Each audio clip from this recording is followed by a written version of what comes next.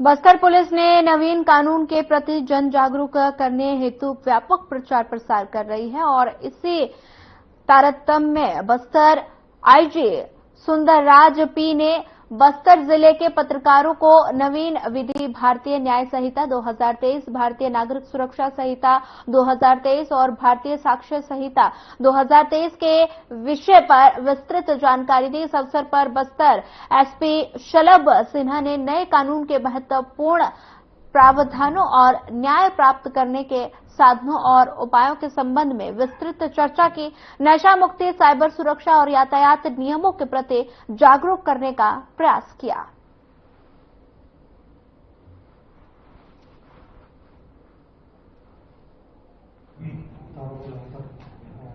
दिनांक 1 जुलाई से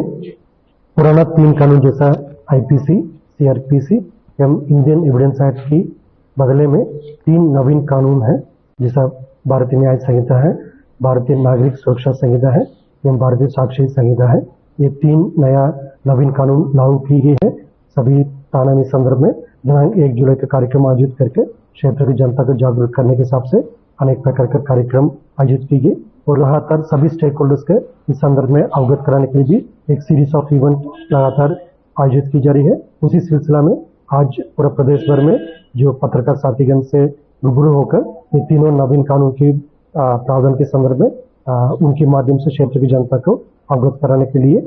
एक कार्यशाला आयोजित की गई थी। इसमें सभी हमारा प्रिंट और इलेक्ट्रॉनिक मीडिया के साथीगण उपस्थित रहा। संभाग के बाकी अन्य जो सभी जिला मुख्यालय में भी एक कार्यशाला आयोजित की जा रही है और प्रदेश में भी सभी स्थान में ये कार्यक्रम आज 11 जुलाई का आयोजित की जा रही है। इसके माध्यम से निश्चित रूप से क्षेत्र की जनता का 3 नवीन कानून के संदर्भ में और जागरूक कराने के, उनकी प्रावधान के बारे में, उनका जो लीगल प्रोविजंस के बारे में जागरूक कराने के एक काम होगा। आने वाले समय में इस प्रकार का और कार्यशाला जो स्टूडेंट्स के बीच में और अन्य जितना भी हमारा स्टेक होल्डर्स है उनके बीच में भी जाकर कार्यक्रम आयोजित करेंगे, ताकि शासन के जो उद्देश्य है इन 3 नवीन कानूनों की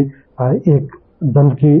ओर से उसको ले जाकर न्याय की ओर इसको ले जाने का जो उद्देश्य है उसमें पूर्ति होगा और क्षेत्र की जनता को इसके कानून के बारे में ज्यादा से ज्यादा जानकारी प्राप्त हो सकता है। इस तौर पे जो सामुदायिक इन 3 नवीन कानून की खास बात ये भी है, जो दंड के अलावा एक कम्युनिटी सर्विसेज का भी प्रावधान दी गई थी, ताकि जो फर्स्ट टाइम ऑफेंडर है, जो किसी ने उनके सुधारने के लिए अवसर देने के लिए यदि प्रोसिक्यूशन के पश्चात मजिस्ट्रेट को यदि लग रहा है तो उन्हें कम्युनिटी सर्विसेज जैसा किसी सेवा देने का समाज में इस प्रकार का प्रावधान भी दी गई है। उसके मजिस्ट्रेट की जो प्रोसिक्यूशन के पश्चात उनके डिस्क्रिप्शन के ऊपर आएगा, लेकिन जैसा एक सुधारने के लिए अवसर देने के हिसाब से भी इसके कम्युनिटी सर्विसेज के सामुदायिक सेवा का प्रावधान भी दी गई और जो महिला विरुद्ध अपराध है और बालिका के विरुद्ध अपराध है उसमें कठोर दंड का भी प्रावधान दी गई। और पुराना जो कानून है जिसमें कुछ प्रावधान जो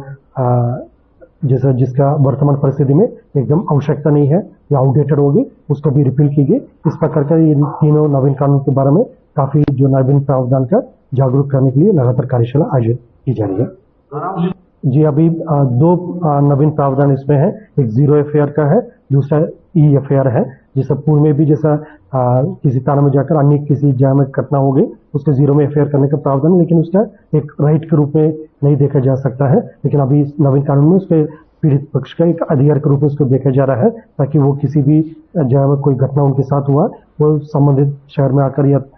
कस्बे में आकर वो FAR करना चाह रहे थे, उसके 0 में FAR करके जो थाना प्रभारी को आगे इसको फॉरवर्ड करने का प्रावधान दी गई इसमें। और इलेक्ट्रॉनिक के माध्यम से भी जैसा किसी पीड़ित पक्ष को तत्काल थाना में आने की स्थिति में नहीं है, जो ईमेल के माध्यम से अन्य जो सोशल मीडिया का जो एप्लीकेशंस के माध्यम से यदि वो अपना FAR दर्ज करना चाहते हैं, FAR का भी प्रावधान दी गई। उसमें भी क्योंकि कानून अभी सिर्फ 11 दिन हुआ लागू होकर, इसमें काफी एक पॉजिटिव रिस्पांस भी आ रहा है, लेकिन उसी हिसाब से हमको अपने आप को इक्विप भी करना है, सभी थाना में इसका अपने आप को अडॉप्ट करना है और क्षेत्र की जनता को भी, पीड़ित पक्ष को भी इस प्रावधान के बारे में जागरूक करना है। इसलिए नियमित रूप से ये प्रक्रिया जारी रहेगा, ताकि आने वाले समय में मतलब इन सभी प्रावधान को अपन अच्छी तरीके से इसको एग्जीक्यूट करा सकता है। जैसा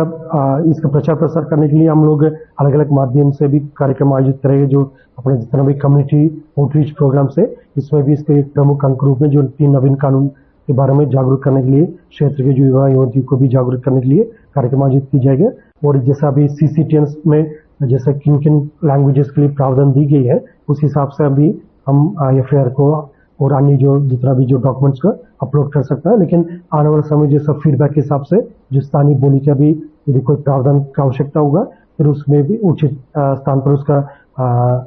प्रावधान मतलब उसके बारे में जानकारी बताई जाएगा ताकि इसका भी प्रावधान अभी एक्सपांड कर सकता है। ये जो आने वाला समय जितना भी फीडबैक मिलेगा उस हिसाब से आवश्यकता अनुसार जो प्रावधान और अमेंडमेंट भी इस पर करने के लिए विचार शासन स्तर पर की जा सकता है। लेकिन ये जिस समय पहले भी बताते थे अभी रोल आउट होकर मात्र 11 दिन हुआ है। इसमें जितना भी फीडबैक्स आएगा उसी हिसाब से मतलब अलग अलग प्लेटफॉर्म में इसमें विचार विमर्श होगा। उसके पश्चात आवश्यक इसमें अमेंडमेंट्स भी होने का संभावना बताई जा रहा है।